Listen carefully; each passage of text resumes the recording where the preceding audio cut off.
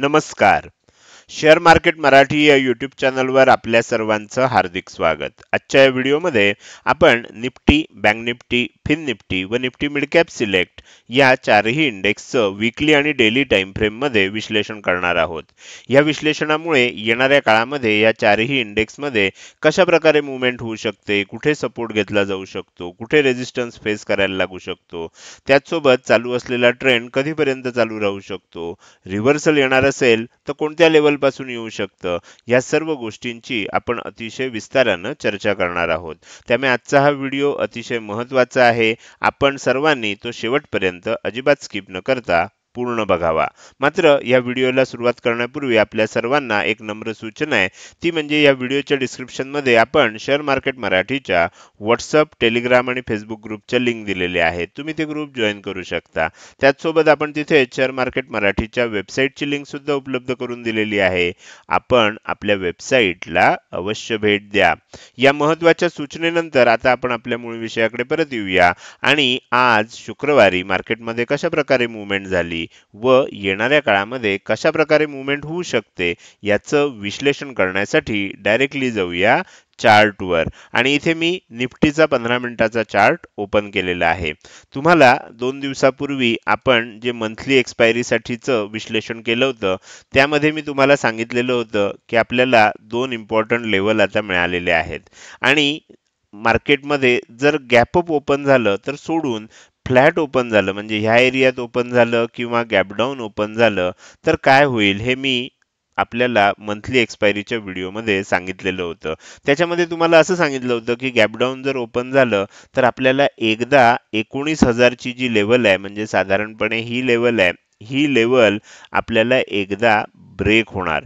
मार्केटमध्ये काय होणार, एकदा ती लेवल ब्रेक होणार, त्याच्या खाली टिकतंय असं दाखवलं जाणार आणि त्याच्यानंतर आपल्याला एक बाउन्स, शार्प बाउन्स बघायला मिळू शकतो. आता तुम्ही जर बघितलं तर त्या दिवशी तुम्हाला असं वाटलं असेल की सरांनी तर सांगितलं की असं होईल, 19,000च्या खाली जाईल आणि त्यानंतर एक बाउन्स येईल, पण बाउन्स तर काही आला नाही. आपल्याला इथे काय दिसलं, आपल्याला इथे दिसलं की मार्केटमध्ये सेलिंग झालं, थोडा वेळ साईडवेज राहण्याचा प्रयत्न झाला आणि मग पुन्हा खाली आलं. तो बाउन्स आपल्याला आज बघायला मिळाला. मार्केटमध्ये परफेक्ट टायमिंग कुणाला सांगता येत नाही, पण मार्केटमध्ये साधारण काय होऊ शकतं याचा आपण काय करू शकतो, पूर्वीचा जो आपल्याला इतिहास असतो, मार्केटचं बिहेवियर जे असतं ते बघून आपण सर्वसाधारणपणे ठोकताळे मांडू शकतो की मार्केटमध्ये अशी घटना घडू शकते. जर असं झालं तर असं होण्याची शक्यता असते. 100% गॅरंटी कोणीही सांगू शकत नाही. तर त्याच्यामुळे आपल्याला जरी गुरुवारी अशा प्रकारे मार्केटमध्ये बाउन्स बघायला मिळाला नसला तरी तो बाउन्स आज बघायला मिळाला.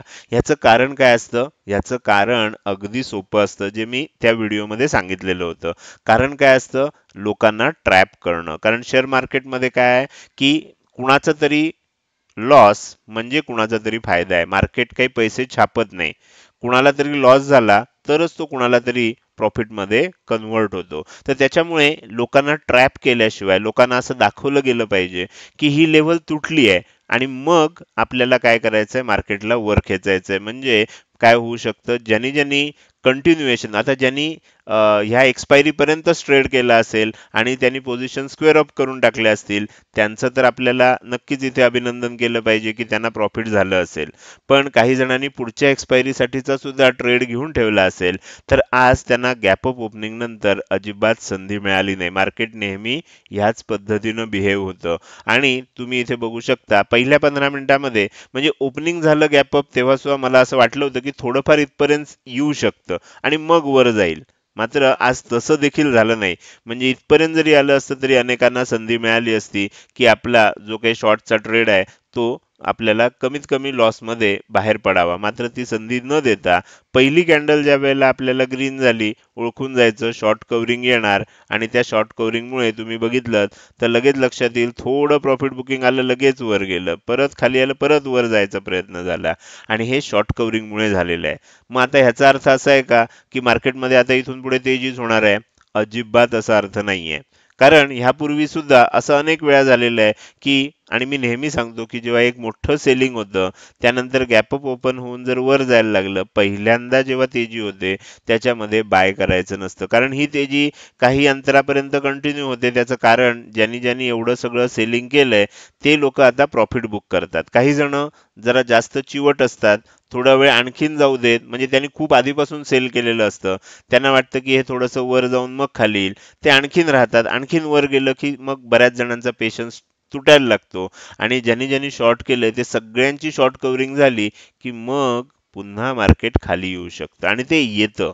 आता ते कुठपर्यंत येईल हे सांगणं अवघड आहे. म्हणजे इथून कदाचित इथपर्यंत खाली येईल आणि इथून पुन्हा वर पण जाऊ शकतं, डब्ल्यू पॅटर्न बनेल आणि मग त्यावेळेला जर तेजी झाली, ह्या म्हणजे हा पहिला लेग आहे, म्हणजे हा जर बघायला गेला तर हा पहिला, हा बघायला गेला तर हा दुसरा, हा तिसरा लेग आहे. म्हणजे हा पहिल्यांदा खाली आलं, दुसऱ्यांदा वर गेलं, तिसरा ट्रेंड खाली आला, चौथा ट्रेंड वर जायला लागला.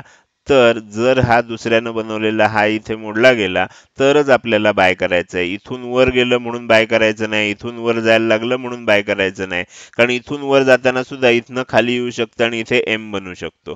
तर त्याच्यामुळे आपल्याला ह्या गोष्टी लक्षात ठेवायच्या आहेत. आता काय करायचं, मी त्या व्हिडिओमध्येच सांगितलं होतं की जेव्हा वर जायला लागेल इंट्राडे मध्ये तुम्ही बाय करू शकता, मोठे टार्गेट ठेवून बाय करू नका. तुम्हाला जे सदस्य नियमित व्हिडिओ बघतात आणि जे शिकायचंय म्हणून व्हिडिओ बघतात त्यांना नक्कीच या गोष्टीचा फायदा होत असेल. ज्यांना फक्त ट्रेडिंग ह्या उद्देशानं बघत असाल तर तुम्हाला कदाचित गुरुवारी भ्रमनिरास झाला असेल की मार्केट वरच आलं नाही.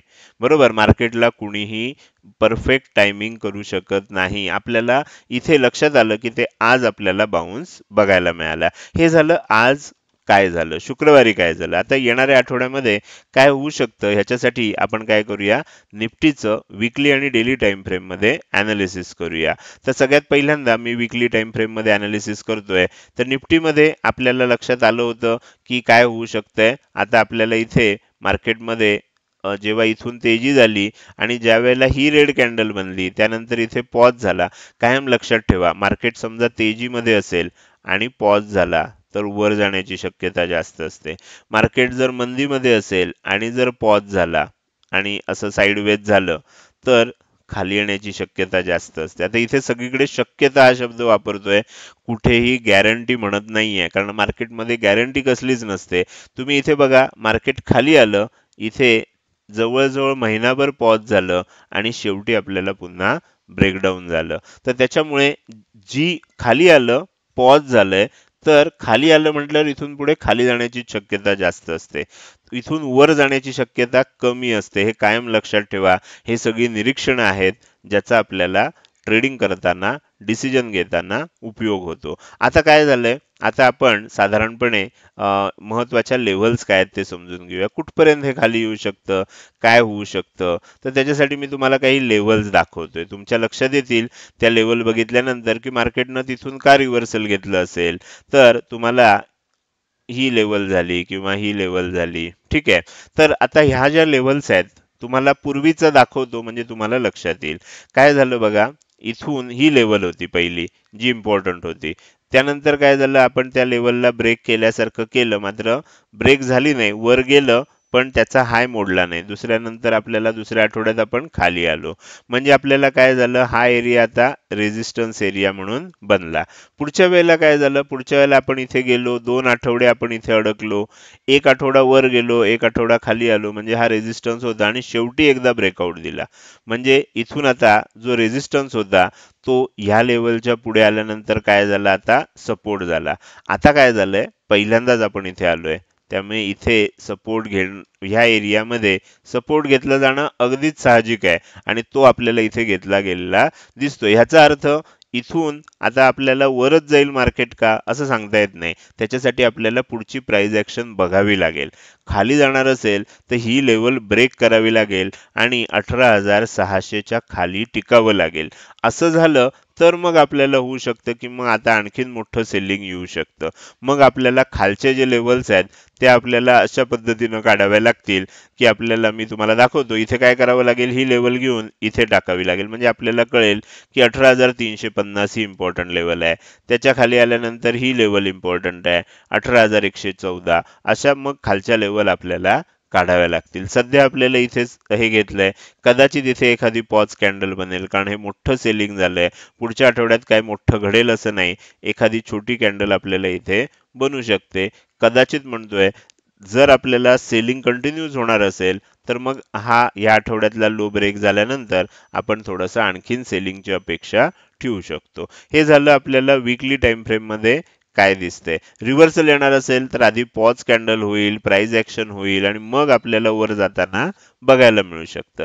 आता तुम्हाला ह्याच सगळ्या जे मी आता चार्ट दाखवतोय, ह्या चार्ट मध्ये आपण काय करूया, सगळ्या लेवल्स काढून टाकूया आणि आपल्याला हे चेक करूया की ही इथून अशी जी तेजी झाली इथपर्यंत, मध्ये मध्ये छोटं छोटं प्रॉफिट बुकिंग आलंय, तर आपल्याला ह्याला जर एक फिब रिट्रेसमेंट लेवल लावली तर काय दिसतंय हे मी तुम्हाला दाखवायचा प्रयत्न करतोय. तुम्हाला लक्षात येईल बघा की आपण इथून वर गेलो आणि आता खाली येतोय. इथे आपल्याला पॉज का घेतला होता, ही लेवल जी होती इथे तुम्हाला जवळजवळ महिनाभर जो पॉज घेतला होता ह्याचं कारण काय आहे ते मी तुम्हाला ऑलरेडी पूर्वी एकदा जेव्हा आपल्याला हे सेलिंग झालं होतं त्याच वेळेला सांगितलेलं होतं. इथे 78.6% लेवल आहे. कोणती आहे ती? 19,500 ची आहे. 19,496 आहे, 19,500 ची लेवल आहे, म्हणून इथे एक महिनाभर पॉज घेतला गेला. ही इम्पॉर्टंट लेवल होती. खाली आल्यावर बघा कोणती इम्पॉर्टंट लेवल दिसतेय, ही लेवल दिसतेय. 61.80% ची लेवल आहे. ती लेवल कोणती आहे? 18,925 ची. 18,925 च्या खाली जेव्हा टिकेल आठवड्याची, त्यावेळेला मग आपण आणखीन खाली जाऊ शकतो. कुठल्या लेवल पर्यंत जाऊ शकतो? आणि ह्याच लेवल मग तुम्ही मगाच्या प्रमाणे सुद्धा चेक करून बघू शकता. 18,525 म्हणजे 18,525 पर्यंत जाऊ शकतो. आणि ह्या इथपर्यंत जर आलं म्हणजे ही तेजी झाली, इथपर्यंत आपल्याला प्रॉफिट बुकिंग आलं, रिट्रेसमेंट आलं. इथून जर खाली जात असेल 18,525 च्या खाली, 50% लेवलच्या खाली जात असेल, तर मग आपण म्हणणार की हा जो अप ट्रेंड चालू होता तो रिव्हर्स झाला आणि डाऊन ट्रेंड मध्ये रूपांतरित झाला. तोपर्यंत आपल्याला काय, हे प्रॉफिट बुकिंग आहे. इथून कदाचित पुन्हा आपण वरच्या दिशेनं पण जाऊ शकतो. ही शक्यता नाकारता येत नाही. शक्यता आहे, लक्षात घ्या, ती नाकारता येत नाही. इथून खाली गेलं तर थोडी शक्यता वाढते की मार्केट मग आणखीन खाली जाईल आणि ते जात असताना ह्या लेवल्स आपल्याला बघायला मिळू शकतील. तुम्ही सुद्धा हा चार्ट लावून आणि आपल्याला फिब रिट्रेसमेंट लेवल लावून चेक करू शकता कोणत्या लेवल आहेत आणि प्रत्येक ठिकाणी कसा सपोर्ट घेतला गेला, कोणत्या आता नेक्स्ट लेवल आहेत, ह्या तुम्हाला ह्या पद्धतीनं सुद्धा काढता येईल. मी मुद्दाम निफ्टीचं वीकली चार्ट थोडासा डिटेलमध्ये दाखवला. आता बाकीचे चार्ट एवढे काही डिटेलमध्ये दाखवणार नाही, पण तुमच्या आता ते त्या अनुषंगानं लक्षात घेतलं पाहिजे. आता इथे बघा डेली टाइम फ्रेम मध्ये आपण आलेलो आहोत. डेली टाइम फ्रेम मध्ये आपल्याला काय दिसलं होतं, तर निफ्टीमध्ये इथपर्यंत तेजी झाली, इथपर्यंत सेलिंग झालं, परत इथपर्यंत तेजी झाली, एम पॅटर्न बनलेला आहे. आता ह्या एम पॅटर्नला आपल्याला जिथून एवढी हाईट आहे तेवढं आणखीन खाली गेल्या तरच एम पॅटर्नचं आपल्याला काय होणार आहे, एम पॅटर्नचं आपल्याला त्यामध्ये टार्गेट आलं, 1:1 चं टार्गेट आलं असं आपण म्हणू शकतो.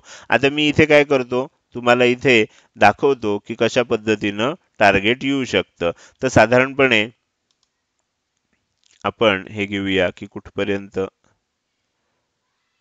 ओके. तर आपल्याला इथून खाली जात असताना आता 1:1 टार्गेटसाठी आता हे किती झालंय, आपल्याला इथे साधारण वरचं जे हे दिसतंय त्या लेवल किती आहे, 2.67% आहे. तर आपण इथे बघितलं तर आलंय का चेक करूया. तर जवळपास आपल्याला इथे आलेलं आहे, म्हणजे आपण जेवढे उंची होती तेवढं तिथून खाली आपल्याला आलेलं आहे. तर त्यामुळे म्हणूनच आपल्याला एक बाउन्स आला, 1:1 टार्गेट आलेला आहे. तुम्ही इथे बघू शकता 2.56 दाखवतोय आणि इथे किती होतं पर्सेंट मध्ये, 2.67 होतं, बरोबर. तर साधारण तेवढेच पॉइंट आपल्याला 516 पॉइंट, तर आपल्याला इथे 495 पर्यंत आलं. म्हणजे जेवढं स्टॉप लॉस होता तेवढं टार्गेट जवळजवळ आपल्याला आलेलं आहे. तर ही गोष्ट सुद्धा आपल्याला इथे लक्षात ठेवायची आहे. तर त्यामुळे आता इथून वर का जायला लागलं त्याचं कारण सुद्धा तुम्हाला इथे मी दाखवलंय, कारण 1:1 एम पॅटर्नचं 1:1 टार्गेट आपल्याला इथे अचीव झालेलं आहे. तर आता काय होऊ शकतं, आता आपल्याला बघायचं आहे की आता इथून वर गेलं, आपल्याला काय झालं, आता दोन दिशा कळल्या, खालच्या बाजूला हा लो कळला, वरच्या बाजूला हा हाय कळला. इथे दोघांच्या मध्ये बघितलं तर एक गॅप आहे जी आपल्याला रेजिस्टन्स म्हणून काम करते. उद्या जर ह्या गॅपच्या वर गेलं तरी सुद्धा आपल्याला लक्षात ठेवायचं की आता आपण काय करू शकतो, हा हाय आणि हा लो पकडून समजा इथून वरच जात राहिलं तर साठी सांगतोय आपल्याला कशा वरच्या लेवल्स काढायच्या, कुठपर्यंत रेजिस्टन्स आहे, कसं ओळखायचं, मी पुन्हा एकदा डिटेलमध्ये दाखवतोय. तर त्या डे टाइम फ्रेम मध्ये आपण ह्या लेवलला काय करूया, फिब रिट्रेसमेंट लेवल वापरूया. समजा इथून वर जात असताना आज बरोबर हा हायच का बनवला, तुम्हाला प्रश्न पडला असेल. त्याचं उत्तर आता कळलं असेल की इथून मी जर इथपर्यंत फिब रिट्रेसमेंट लेवल लावली तर 23.6% आहे 19,076. आज 19,076च्या जवळ का हाय बनला, त्याच्यावर का जाऊ शकलं नाही, तुम्हाला इथे फिब रिट्रेसमेंट लेवल त्याचं कारण सांगतात. त्यामुळे आपल्याला मार्केट चालू असताना सुद्धा हे विश्लेषणासाठी लेवल आपण लावून चेक करू शकतो. त्यानंतर जर इथून वर गेलं तर 38.2%ची लेवल इथे आहे 19,225 ला आहे.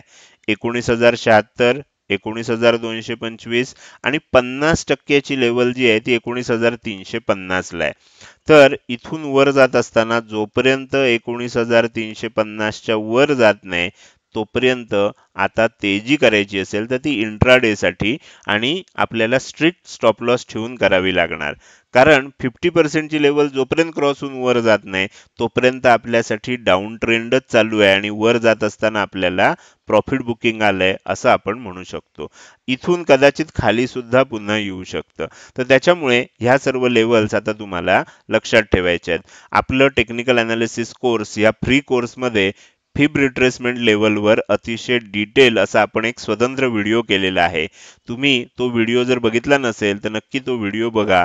तुम्हाला या सर्व लेवल्स नक्कीच कशा पद्धतीनं काम करतात हे समजून जाईल. माझ्या मते तुम्हाला इथे निफ्टीचं अनालिसिस लक्षात आलंय. आता आपण पटापट उरलेले जे इंडेक्स आहेत त्याचं अनालिसिस करायला सुरुवात करूया. सगळ्यात पहिल्यांदा आपण बघूया की बँक निफ्टीमध्ये आपल्याला आज कशा पद्धतीनं मुवमेंट झाली. बँक निफ्टीमध्ये आपल्याला काल थोडी सुरुवात झाली होती. मी तुम्हाला सांगितलं निफ्टीमध्ये नाही पण बँक निफ्टीमध्ये थोडी सुरुवात झाली होती. इथे सुद्धा सांगितलं होतं की 42,500 ची जी लेवल आहे, साधारणपणे 42,500 ची लेवल इथपर्यंत आहे. ही लेवल एकदा ब्रेक झाल्यासारखी दाखवेल आणि एकदा बाउन्स येईल. तर तो थोडा बाउन्स आला पण आपल्याला अपेक्षित तेवढा बाउन्स गुरुवारी आला नाही.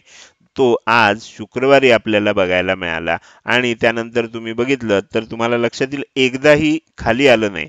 कारण ज्यांनी ज्यांनी सेल करून ठेवलंय त्यांना कुणालाच आता संधी द्यायची नव्हती. त्यांना आता त्यातनं शॉर्ट कव्हरिंग करायला लावायचं होतं, त्यांना ट्रॅप करायचं होतं. म्हणून हे मार्केट आता वर चाललेलं आहे. हे काही बाईंगमुळे वर चाललेलं नाही. लगेच तुम्हाला इथे खरेदी करण्याची आवश्यकता दिसत नाहीये. आपल्याला मी सांगितलं की कसं विश्लेषण करायचं असतं. खरेदी करायचं असेल तर तो निर्णय तुम्हाला कधी घ्यायचा आहे. मग आता लगेच सेलिंग करायचं आहे का, सेलिंग सुद्धा करायचं नाहीये. आपल्याला मार्केट ज्या दिशेनं जात असतं छोटे छोटे स्टॉप लॉस ठेवून आपण छोटी छोटी टार्गेट घेत आपण त्या दिशेनं ट्रेडिंग करायचं. एखाद्या वेळेला काय होईल, आपला स्टॉप लॉस हिट होईल, आपल्याला विरुद्ध बाजूनं त्यानंतर आपण ट्रेडिंग करू शकतो. हे आपल्याला थोडीशी प्रॅक्टिस करून ह्या गोष्टी समजू शकतील. तर हे झालं आपल्याला काय झालं. आता आपण काय करूया, हे सर्व काढून टाकूया आणि वीकली आणि डेली टाइम फ्रेम मध्ये बँक निफ्टीचं सुद्धा विश्लेषण करूया. सगळ्यात पहिल्यांदा वीकली टाइम फ्रेम मध्ये ओपन करतोय. वीकली टाइम फ्रेम मध्ये आता मी तितकं डिटेल दाखवणार नाही जितकं निफ्टीमध्ये दाखवलंय. बाकीचं अनालिसिस तुम्ही त्या पद्धतीनं निफ्टीचं बघून करू शकता. इथे तुम्हाला लक्षात येईल की इथे इथपर्यंत गेलं, इथपर्यंत आलं, परत इथपर्यंत गेलं आणि पुन्हा खाली आलं. इथे पहिला हाय वर बनला, दुसरा हाय खाली बनला. एम पॅटर्नचं ब्रेकआउट मागच्या वेळेला कॉर्नरला येऊन थांबलं होतं, म्हणजे अगदी ब्रेकआउटला थांबलेलं होतं. आता ह्या आठवड्यात ब्रेकआउट झालेलं आपल्याला बघायला मिळालं. ह्याच्यात मात्र अजून आपल्याला टार्गेट आलेलं नाही. आता ते मगाच सारखं तुम्ही हा पॉइंट मोजू शकता. तुम्हाला आता ती सगळी टूल्स वापरता येत नसतील तर काय करायचं, हा हाय किती आहे मग बघायचं, हा लो किती आहे बघायचं आणि वजाबाकी करून तितकं पॉइंट खाली आपल्याला गेलो तर टार्गेट मिळू शकतं. आता हे झालं आपल्याला नॉर्मल पद्धतीनं टार्गेट कसं काढायचं आहे खालच्या बाजूनं. तुम्हाला तेही करायचं नसेल तर तुम्ही काय करू शकता, या बाजूला फिब रिट्रेसमेंट लेवल लावायची आणि इथे लावायची. तुम्हाला आता प्रत्येक गोष्ट लक्षात येईल. इथे लक्षात येईल की ह्या लेवलला तुम्हाला इथे इतका वेळ सपोर्ट का घेतला होता, इथे का सपोर्ट घेतला, इथपर्यंत सुद्धा का सपोर्ट घेतला आणि ह्या आठवड्यात ती लेवल ब्रेक झाली आहे. ही लेवल होती 61.80 ची, 43,400 ची लेवल होती. त्यानंतर खाली आल्यानंतर 50% लेवलला आता आलेलं आहे. इथे मेक ऑर ब्रेक लेवल आहे. म्हणजे काय, जर ही लेवल पुढच्या आठवड्यात ब्रेक करून ह्याच्या खाली टिकलं तर काय होऊ शकतं, आपल्याला मग खाली जात असताना 38.2% ची लेवल म्हणजे 41,575 चं टार्गेट येऊ शकतं आणि तेही ब्रेक झालं तर मग आपल्याला ही लेवल 23.6% ची 40,450 चं टार्गेट येऊ शकतं. मात्र असं झालं नाही तर आता एक काय होऊ शकतं, इथनं एक छोटासा बाउन्स येऊ शकतो. याचं कारण 50% ला एकदा तरी सपोर्ट घेणार. आपल्याला लक्षात येईल की आजच्या दिवसात तो सपोर्ट घेऊन आपण वर आलोय, पण तो आणखीन थोडासा एक सपोर्ट येऊ शकतो, थोडंसं आणखीन वर जाऊ शकतं आणि मग पुढे जी प्राइस ऍक्शन होईल त्यानुसार आपल्याला निर्णय घ्यावे लागतील. तुम्हाला मी इथे सुद्धा फिब रिट्रेसमेंट लेवल कशी वापरायची ती दाखवलेली आहे. आता आपण जाऊया डेली टाइम फ्रेम मध्ये. बँक निफ्टीमध्ये आपल्याला आता जर एक बघितलं तर इथे लक्षात येतंय की मार्केट आपल्याला अशा पद्धतीनं एक ट्रेंड लाईन काढली तरी सुद्धा प्रॉपर पद्धतीनं काढलीत तर तुम्हाला ट्रेंड लाईन दिसेल. तर ते आता जोपर्यंत त्या ट्रेंड लाईनच्या वर जात नाही, परत लेवल टेस्ट करायला खाली येत नाही, असा एन शेप बनवत नाही, तोपर्यंत आता लॉंग टर्म साठीची तेजी आपल्याला करायची नाहीये. आता आपल्याला मगाशी जसं सांगितलं त्या पद्धतीनं लक्षात ठेवायचं आहे की मी तुम्हाला पुन्हा इथे दाखवतो. ह्याच्यात काय करू शकता, इथपासून सेलिंग स्टार्ट झालंय, आपल्याला इथपासून इथपर्यंत फिब रिट्रेसमेंट लेवल लावून ते आपण चेक करू शकतो. त्या लेवल आता मी लावत बसत नाही, व्हिडिओ मोठा होत जाईल. तुम्ही काय करू शकता, त्या लेवल लावून चेक करू शकता. आपल्याला आता काय झालंय, दोन गोष्टी कळल्यात. एक म्हणजे हा लो कळलाय, दुसरी गोष्ट म्हणजे इथे आपल्याला हा जो एक गॅप आहे तो कळलाय, ज्याचा आपल्याला रेझिस्टन्स घेतला गेलाय. आता उद्या बघायचं आहे की ह्या गॅपच्या वर जातंय का, आणि तुम्ही फिब रिट्रेसमेंट लेवल लावाल तर ह्या प्रत्येक गोष्टीचं जस्टिफिकेशन तुम्हाला त्याच्यामध्ये मिळू शकेल. तर इथून वर टिकत असेल तर आणखीन थोडं वर जाऊ शकतं, 50% ची लेवल जी काय असेल तिथपर्यंत जाऊ शकतं आणि त्यानंतर मग काय होतंय, याच्यावर तेजी होणार की तिथून पुढे मंदी होणार ही गोष्ट ठरेल. तर हे झालं आपल्याला बँक निफ्टीचं डेली टाइम फ्रेम मधलं विश्लेषण. आता आपण पुढे जाऊया. पुढचा जो इंडेक्स आहे तो आहे फिन निफ्टीचा. तर फिन निफ्टीचा इंडेक्स मी आता ओपन करतोय आणि सगळ्यात पहिल्यांदा बघूया की त्याच्यामध्ये आज शुक्रवारी कशा पद्धतीनं मुवमेंट झाली. तर इथे सुद्धा तुमच्या लक्षात येईल की इथे खूप गॅपअपच ओपन झालं. ओपन झाल्यावर सुद्धा तेजी झाली आणि त्यानंतर आपल्याला तिसऱ्या लेवल पाशी येऊन राहिलं, नंतर एकदा वर जाऊन बऱ्यापैकी डे हायच्या आसपास आपल्याला क्लोजिंग दिलेलं आहे. इथे सुद्धा सेलिंग झालं होतं, एक बाउन्सची आपल्याला अपेक्षा होती आणि ती आपल्याला इथे बघायला मिळाली. इथे सुद्धा 19,000 ची जी लेवल होती, ही 19,000 ची लेवल इथे होती. आपल्याला असं वाटत होतं की आता इथे मात्र एक गोष्ट लक्षात ठेवा की इथे अजून मंथली एक्सपायरी झालेली नाहीये. इथे मंथली एक्सपायरी पुढच्या आठवड्यात होणार आहे, कारण हे सोमवार आणि मंगळवारचे दोन इंडेक्स आहेत. तर त्याच्यामुळे इथे आपल्याला खाली आलंय, खाली गेल्यासारखं दाखवलं, ब्रेक झाल्यासारखं दाखवलं, टिकल्यासारखं दाखवलं आणि आज अचानक गॅप ओपन करून ट्रॅप केलंय, ज्याचं मी तुम्हाला आधीच आयडिया दिलेली होती. तर हे झालं फिन निफ्टीमध्ये कशा प्रकारे मुवमेंट झाली. आता आपण काय करणार आहोत, हे सर्व काढून टाकून फिन निफ्टी आपल्याला विकली आणि डेली टाइम फ्रेम मध्ये काय सांगायचा प्रयत्न करतेय हे अगदी थोडक्यात लक्षात घेऊया. निफ्टीचं आपण डिटेल बघितलेलं आहे, त्यानुसार तुम्ही इथे सुद्धा विश्लेषण करू शकता. इथे सुद्धा तुम्ही जर बघितलं तर तुम्हाला लक्षात येईल की एम पॅटर्न तयार झालेला आहे. इथपर्यंत हाय गेला, इथपर्यंत सेलिंग आलं, इथपर्यंत हाय गेला आणि इथून कंटिन्यू झालं. या आठवड्यात आपल्याला ब्रेकआउट आला, ह्याच्यात सुद्धा अजून आपल्याला टार्गेट आलेलं नाही. याचा अर्थ लगेच आपल्याला खाली जाईल आणि टार्गेट देईल का, समजा हे टार्गेट लेवल असेल, लगेच देईल का सांगता येत नाही, कारण हे वीकली टाइम फ्रेम आहे, हळूहळू चालणारी टाइम फ्रेम आहे. त्यामुळे आपल्याला थोडंसं कदाचित वर गेल्यासारखं दाखवेल, मग खाली येईल, परत वर गेल्यासारखं दाखवेल आणि खाली येऊन आपल्याला टार्गेट देऊ शकतं.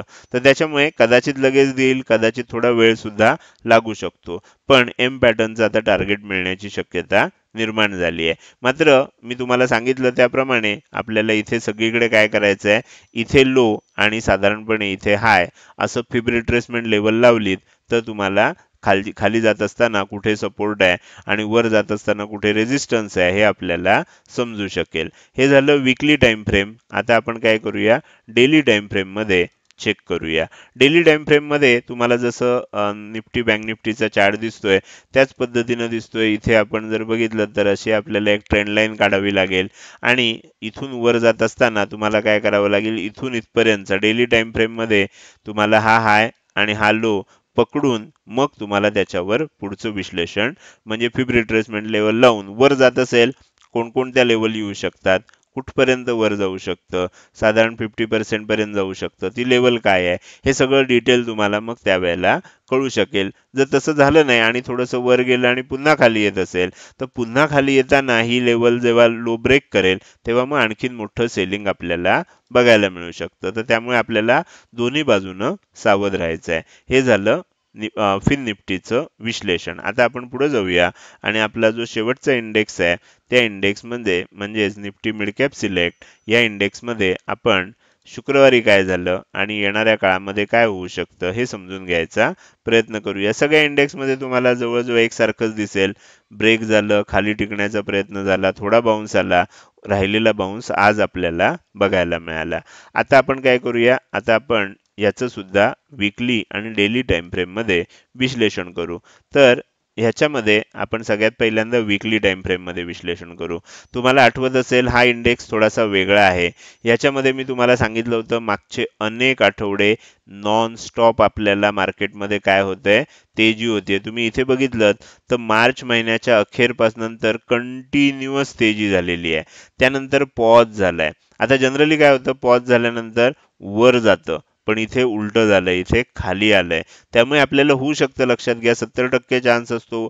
म्हणजे आता तेजी झाली आहे, मगाशीच मी सांगितलं होतं तेजी झाली आहे, पॉज घेतलाय, वर जाण्याची शक्यता 70% आहे, खाली येण्याची शक्यता 30% आहे. यावेळेला 30% शक्यता आपल्याला बघायला मिळाली. आपल्याला त्याच्यासाठी करायचं काय, त्याच्यासाठी आपण डोकं चालवायचं नाही किंवा त्याच्यासाठी आपण प्रेडिक्शन करायचं नाही. आपण त्याच्यासाठी एक सिंपल गोष्ट करायची, ती म्हणजे जी काय आपल्याला साईडवेज होत असताना रेंज बनली आहे या रेंजला मार्क करायचं.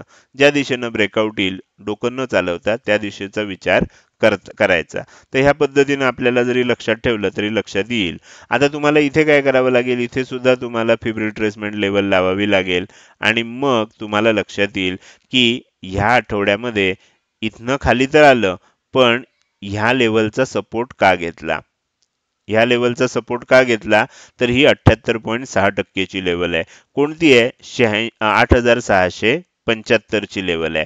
तर त्यामुळे इथे सपोर्ट घेतला. समजा ही लेवल ब्रेक झाली तर काय होईल, आपल्याला इथे सपोर्ट घेतला जाईल 8230 ला. 61.8% ची लेवल आहे. ही ब्रेक झाली तर 50% पर्यंत म्हणजे इथपर्यंत खाली येऊ शकतं. ही लेवल कोणती आहे, तर ही लेवल आहे 7918 ची. इथपर्यंत खाली येऊ शकतं. इतकंच आता आपल्याला प्रेडिक्ट करता येईल जास्तीत जास्त. तर हे झालं आपल्याला वीकली टाइम फ्रेम मध्ये कोणत्या लेवल्स इम्पॉर्टंट आहेत. समजा इथूनच सपोर्ट घेतलाय, थोडंसं वर गेलं, परत मग काय प्राइस ऍक्शन होतीये, परत वर जायला लागलं तर मग हा डब्ल्यू पॅटर्न घडेल. मात्र तसं झालं नाही तर इथून वर गेलं आणि पुन्हा खाली आलं तर काय होईल, हा एम पॅटर्न होईल. इथपर्यंत वर गेलं, खाली आलं, इथपर्यंत वर जाऊन पुन्हा खाली यायला लागलं तर एम पॅटर्न तयार होईल. असा कुठला तरी पॅटर्न तयार होईपर्यंत आपल्याला मोठी मुवमेंट आता बघायला मिळणार नाही. तर ही गोष्ट आपल्याला लक्षात ठेवायची आहे. मात्र ही लेवल जर ब्रेक झाली तर नक्की ह्या लेवलला एकदा तरी टच होण्याची शक्यता वाढते. गॅरंटी नाही पण शक्यता नक्कीच वाढते. तर हे झालं आपल्याला निफ्टी मिड कॅप सिलेक्ट मध्ये वीकली टाइम फ्रेम मधलं विश्लेषण. आता आपण डेली टाइम फ्रेम मध्ये येऊया. डेली टाइम फ्रेम मध्ये सुद्धा तुम्हाला ती गोष्ट लक्षात येईल की आता आपल्याला इथे काय करायचं आहे, हा पॉइंट जो आहे हा हाय मानायचा आहे. म्हणजे साधारणपणे ह्या लेवलच्या आसपास हाय बनला आणि ह्या लेवलच्या आसपास लो बनला. कारण आता इथून वर जाते, जाईलच याची गॅरंटी आहे का, नाहीये. पण आपल्याला काय होईल, आता हा लो कळला, हा हाय कळला, कोणत्या दिशेनं जाईल. समजा हा पण लो झाला तर मग आता हे आपल्याला म्हणजे दोन इम्पॉर्टंट लेवल आणि एक सेंटर लेवल सारखं काम करेल. जर इथून खाली यायला लागलं तर आणि ह्या समजा आजचा शुक्रवारचा म्हणजे लो जर ब्रेक झाला खालच्या दिशेनं तर मग हे टार्गेट आपल्याला 8600चं अगदी सहज येऊ शकतं आणि ते ब्रेक झाल्यावर आणखीन खाली सुद्धा आपण सहजगत्या आणि वेगानं जाऊ शकतो. मात्र हा जो हाय ब्रेक झाला समजा आजचा शुक्रवारचा उद्या, तर मग हळूहळू आपल्याला मार्केट वर जाताना दिसेल. कोणत्या लेवलपर्यंत जाऊ शकतं, तर ह्या एरियामध्ये आपण फिब रिट्रेसमेंट लेवल लावून चेक करू शकतो. अशा आपल्याला त्या लेवल मिळत जातील आणि त्या लावून तुम्ही इथे चेक करू शकता. मी तुम्हाला 2-3 ठिकाणी त्या लेवल लावून दाखवल्यात. बाकीच्या ठिकाणी तुम्ही स्वतः त्या लेवल लावून प्रॅक्टिस करणं आवश्यक आहे. मार्केटमध्ये चार्ट अनालिसिस शिकणं हे गणित शिकण्यासारखं आहे. कायम लक्षात ठेवा, गणितं जशी पुस्तकात वाचून आपल्याला करता येत नाहीत, त्याच्यासाठी ती वहीवर सोडवून बघावी लागतात आणि वारंवार त्याचा सराव करावा लागतो. तसं चार्ट अनालिसिस शिकणं हे नुसतं व्हिडिओ बघून जमत नाही. त्यासाठी तुम्हाला ही जी काही टूल मी दाखवतोय, मिनिमम टूल आहेत, फ्रीली उपलब्ध होणारी टूल आहेत. तुम्ही ती वापरा आणि त्यानुसार तुम्ही जर अनालिसिस केलं तर तुम्हाला सुद्धा लक्षात यायला लागेल की मार्केट कुठे सपोर्ट घेतंय, कुठे रेजिस्टन्स घेतंय, त्याच्या मागची कारणं काय आहेत आणि कुठपर्यंत मुवमेंट होऊ शकते. तर माझ्या मते एवढं जरी झालं तरी मी हे जे रोजच्या रोज व्हिडिओ बनवतो त्याचं सार्थक झाल्यासारखं मला नक्कीच वाटेल. त्यामुळे हा व्हिडिओ आपण आता इथेच संपवतोय. हे विश्लेषण तुम्हाला कसं वाटलं? आवडलं असेल तर नक्की या व्हिडिओला एक लाईक करा आणि कसं वाटलं हे कमेंट सेक्शनमध्ये टाईप करून अवश्य सांगा. लक्षात ठेवा, तुम्ही केलेल्या एका लाईकमुळे आणि एका कमेंटमुळे मला तर प्रेरणा मिळतेच आणि YouTubeला सुद्धा समजतं की हा व्हिडिओ आणखीन जास्तीत जास्त लोकांना दाखवला पाहिजे. त्यामुळे नक्की त्याला रिॲक्ट करा. कमेंट करणं एवढा वेळ तुमच्याकडे नसेल तर ॲटलिस्ट एक लाईक तरी अवश्य करा. त्याचसोबत हा व्हिडिओ तुम्ही अजूनपर्यंत बघताय आणि अजूनही जर तुम्ही शेअर मार्केट मराठी आपल्या यूट्यूब चॅनलला सबस्क्राईब केलं नसेल तर ताबडतोब सबस्क्राईब करा आणि शेजारी असणाऱ्या बेल आयकॉनला क्लिक करून ऑल असं नोटिफिकेशन निवडा. म्हणजे इथून पुढे रोजच्या रोज येणारे हे विश्लेषणाचे व्हिडिओ तुम्हाला विनाविलंब बघता येतील. आजच्या या व्हिडिओमध्ये इथेच मी आपली रजा घेतोय. धन्यवाद.